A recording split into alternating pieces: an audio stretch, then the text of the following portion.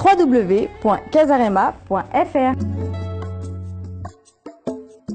Je suis déçu de voir les images qui circulent ces derniers temps. Je vois mes frères en train de souffrir, vendus comme des pêches, comme des poires en Libye. Je me lève aujourd'hui pour dire que je suis indigné. Je me lève aujourd'hui pour dire que je suis en colère. I'm black, I'm African. Je suis black, je suis noire et fière de l'être et je suis africaine. Il y en a marre de voir les Africains continuer à dormir paisiblement, tranquillement, pendant que nous avons des frères et des sœurs qui sont en train de croupir dans des prisons, qui sont en train d'être vendus par des charognards libyens, qui sont vendus comme si on vendait des tomates, alors que nous sommes au XXIe siècle. Après tant d'années, tant de siècles, où nous avons été réduits à l'esclavage.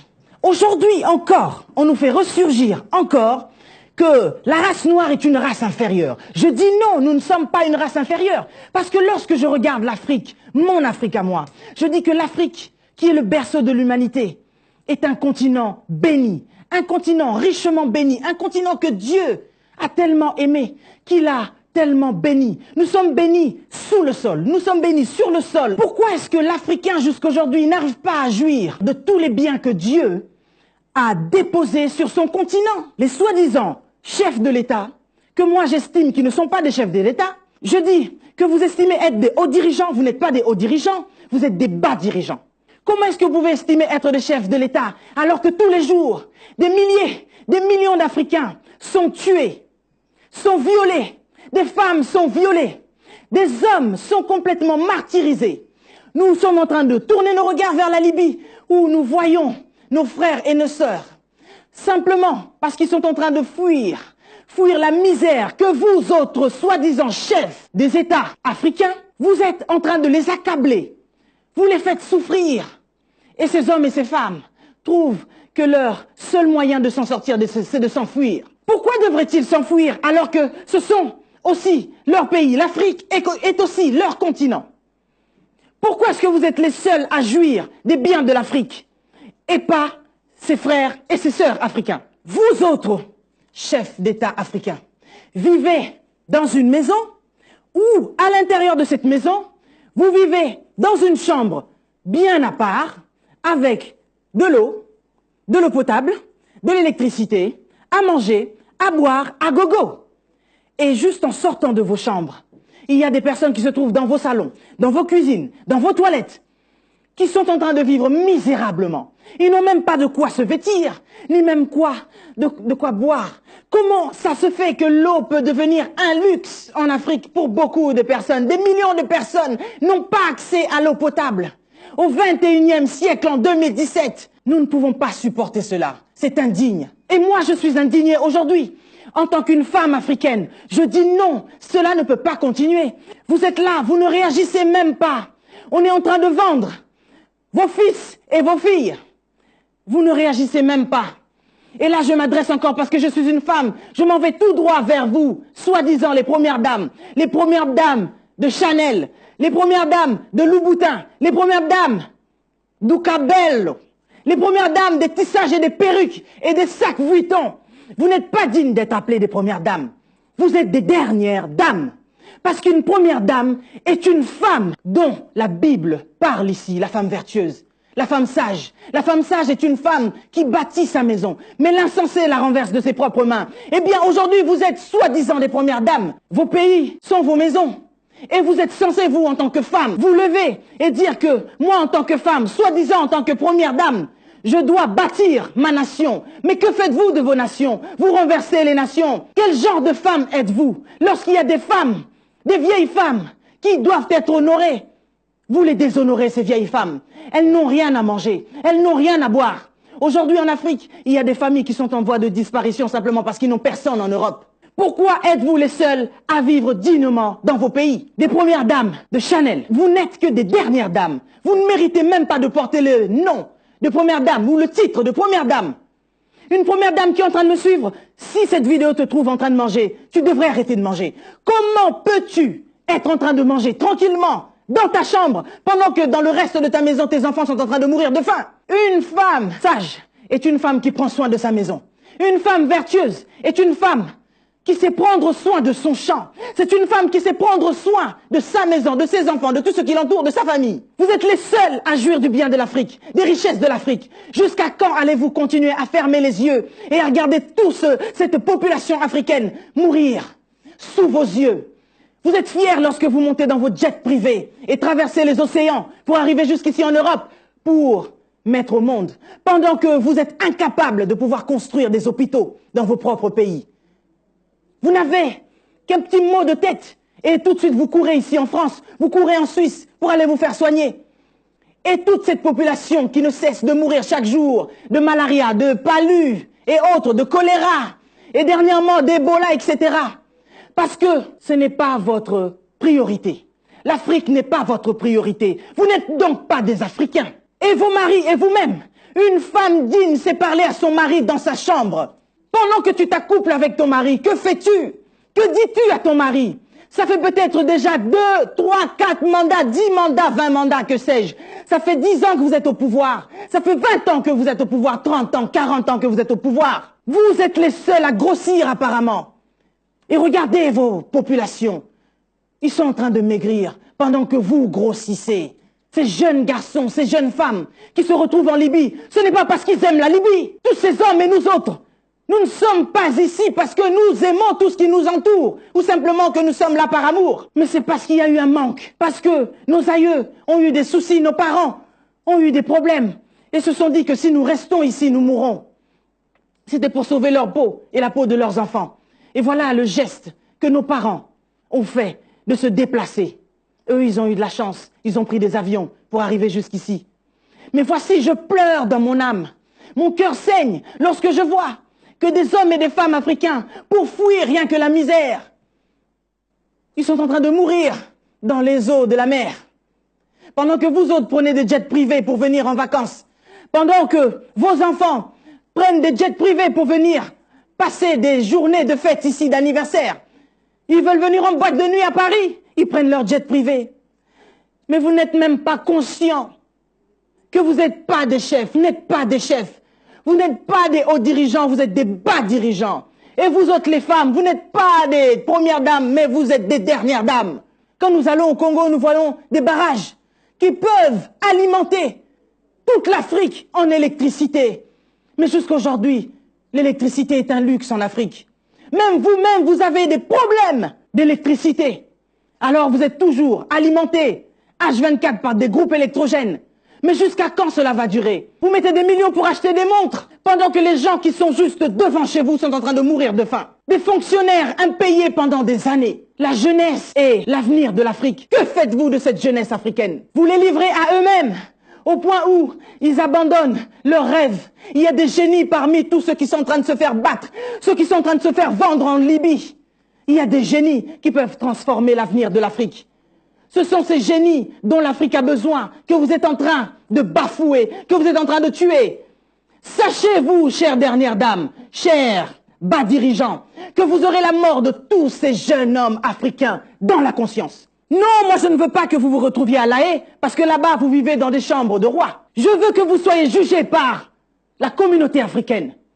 Et vous devez être jugés, parce que ce que vous faites est indigne. Vous êtes indigne. Je regarde un président qui fait une interview en disant « Oui, je n'ai pas vu la vidéo, mais mon cabinet m'en a parlé. » Quel genre de chef de l'État es-tu?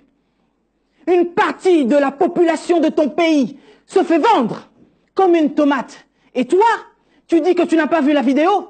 Des vidéos qui ne durent qu'une minute, moins de 2 minutes. Tu n'as pas 2 minutes pour regarder comment est-ce que ta population se fait vendre. En quel siècle sommes-nous? Jusqu'à quand l'homme noir va-t-il continuer à être martyrisé à ce point? Je suis indignée, je suis africaine et je suis fière de l'être. Je suis fière d'avoir la peau noire et je suis fière de dire aujourd'hui que assez, c'est assez, trop, c'est trop. Tous nos frères qui sont en train de souffrir, qui sont en train de croupir, ils se font battre matin, midi et soir avec des barres de fer. D'autres, on prend des couteaux, on perce leur corps avec des couteaux. Mais où sommes-nous? Nous sommes au 21e siècle, oui ou non? Je ne parle même pas à la communauté internationale de réagir, mais à vous autres, soi-disant leaders africains. Vous dormez peinard chez vous, alors que il y a vos fils et vos filles qui se font violer, Il y a vos fils et vos filles qui ne mangent pas. Mais comment faites-vous pour être les seuls à manger? Comment faites-vous pour grossir autant pendant que le reste de la population est en train de maigrir? Comment faites-vous pour dormir tranquillement pendant que des enfants qui méritent d'être à l'école et de s'asseoir dignement sur des bancs, ils sont assis par terre, dans la poussière. Ils n'ont pas de quoi s'asseoir. Ils n'ont même pas de cahier. Ils n'ont pas de livres. Ils n'ont rien. Et comment voulez-vous que lorsque vous mourrez, parce que certainement vous mourrez, la Bible le dit, l'âme qui pêche mourra. Et la Bible le dit aussi, celui qui tue par l'épée mourra par l'épée. Combien de morts avez-vous dans votre conscience? Et comment faites-vous pour dormir? Moi, je me pose la question. Madame, la dernière dame, comment fais-tu pour manger paisiblement pendant qu'il y a des gens qui souffrent? Vous n'investissez en rien en Afrique. Vous construisez des routes qui ne durent même pas. Vous construisez des routes aujourd'hui. Quelques années après, ces routes-là, on ne peut plus rouler là-dessus. Mais les colons avaient construit des routes. Jusqu'à aujourd'hui, c'est sur ces routes-là que vous roulez. Et vous prenez de l'argent que vous allez placer dans les Caraïbes. Vous mettez des placements offshore. Vous prenez de l'argent et vous placez en Suisse, en France. Vous achetez des biens, des châteaux. Que tôt ou tard, ces mêmes personnes qui vous placent soi-disant au pouvoir finissent par réquisitionner. Et lorsqu'ils réquisitionnent ces choses, ils ne vous le rendent pas. Nous sommes ici en Occident. Il n'y a pas de diamants, mais les gens vivent dans des logements sociaux. Il y a des femmes seules qui ne travaillent pas ici en Occident, mais qui sont payées. Là où il n'y a pas de coltan. Mais regardez, tout le monde a l'accès à un téléphone portable. Qu'est-ce qui se passe chez nous? Les gens ne peuvent pas étudier correctement avec tout ce que nous avons dans notre sous-sol. Tous les jours, on nous vole, on nous vole, on nous vole, on nous vole. On déstabilise l'Africain. On veut te faire croire, Africain, que tu n'es rien, que tu ne représentes rien, que tu es faible. Parce qu'autrefois, tu as été esclave. C'est fini aujourd'hui. C'est fini aujourd'hui. Et moi, j'aimerais dire une chose aussi qui me révolte. Si un Libyen, un minable Libyen, ose prendre un Africain et le vendre comme esclave, mais il prend exemple sur vous, cher soi-disant chef de l'État, cher soi-disant dernière dame. C'est parce que vous, d'abord, vous avez commencé à nous mettre en esclavagisme. Tous ceux qui sont en Afrique aujourd'hui et qui vivent dans des conditions minables sont des esclaves. Personne n'a le droit de ne rien dire. Parce que si vous osez prendre parti, devenir opposant, on vous met en prison. N'est-ce pas ça, là aussi, une forme d'esclavagisme? Nous sommes d'abord esclaves chez nous, dans nos pays, avant que les autres fassent de nous des esclaves. Et je suis sidéré de voir que des hommes et des femmes, soi-disant des hauts dignitaires, que moi je dis vous êtes des bas dignitaires. Vous n'êtes pas des dignitaires d'ailleurs. Restez tranquillement chez vous. Ne même pas dire un seul mot. Personne ne passe sur les réseaux sociaux pour dire que moi, le président de tel pays, je ne suis pas d'accord contre ce qui se passe en Libye. Je me lève et je fais ci, je fais ça. Ça ne date pas d'hier. Peut-être que ça fait quelques jours que nous voyons ces images. Mais laissez-moi vous dire que ça fait quelques années que ça commence déjà à durer. Depuis que la Libye est tombée, cette histoire-là a commencé. Cette vague d'immigration qui arrive ici en Occident. Et d'où, justement, les Occidentaux disent « Non, on ne veut pas de vous ici chez nous ». Alors qu'eux se servent bien chez nous, les étudiants essayent de s'enfuir, d'aller en Occident pour pouvoir étudier. Et même après avoir étudié longuement, quand ils retournent en Afrique, il n'y a pas de travail. Ils n'arrivent pas à trouver des postes.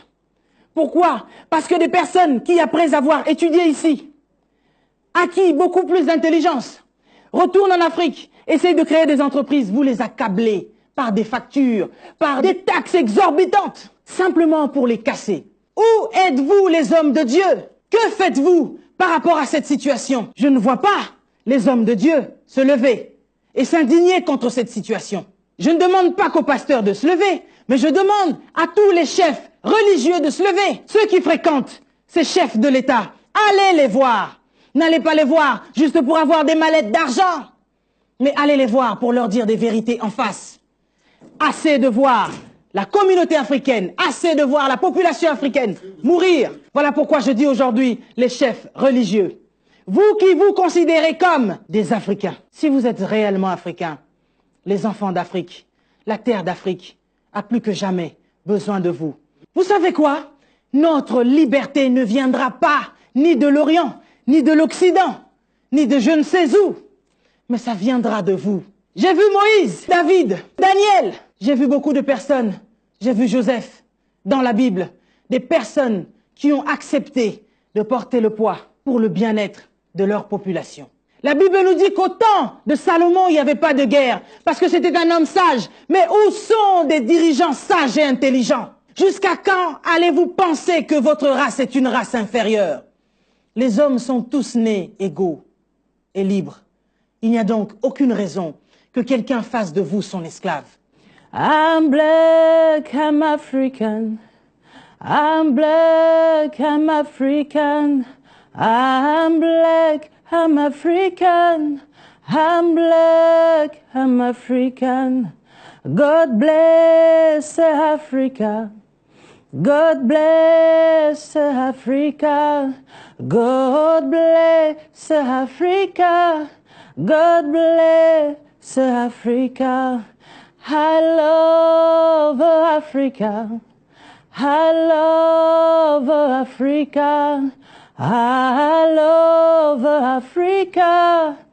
I love Africa.